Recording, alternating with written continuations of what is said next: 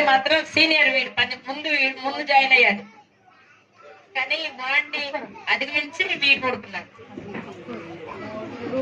లక్ష్మి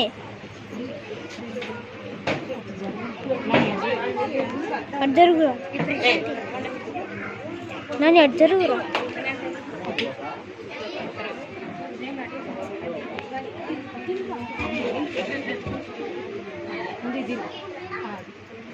లక్ష్మి నీ దెబ్బ చూపి.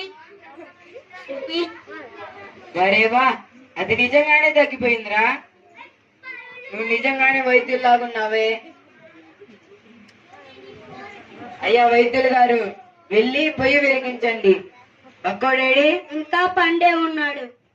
సరే నువ్వు వెళ్ళు.